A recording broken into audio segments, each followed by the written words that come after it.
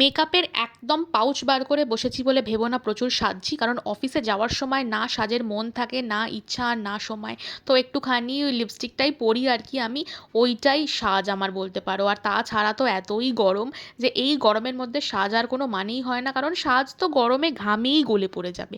তো কি আর সাজবো বলো তো। তো আজকে মা এসছিল আমাকে অটোতে তুলতে, মানে মা আমাকে অটোতে তুলে দিয়ে নিজের কাজেই যাবে আর কি। বাট মা এত কিউটলি আমাকে টাটা করছে, মনে হচ্ছে এই হাসিটা দেখে না আমার সারা দিন আজকে ভালো যাবে। কিন্তু এতটাই গরম যে আমার হাসি পাচ্ছেই না বলতে পারো। তো এইসব করতে করতেই পৌঁছে গেলাম অফিস। আজকে উঠেছিলাম অফিসের ছাদে, তো সেখান থেকেই তোমাদেরকে দেখাচ্ছি যে কি বীভৎস রকমের রোদ্দুর, সেটাই জাস্ট দেখো তোমরা।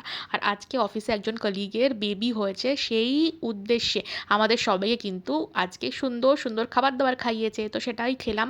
তারপরেই বেরিয়ে পড়লাম অফিস থেকে। আর অফিস থেকে বেরোনোর পর আবার ঘামতে ঘামতে চলেছি আমি বাড়ি। মানে গরমকালটা না সব থেকে অসহ্য একটা কাল।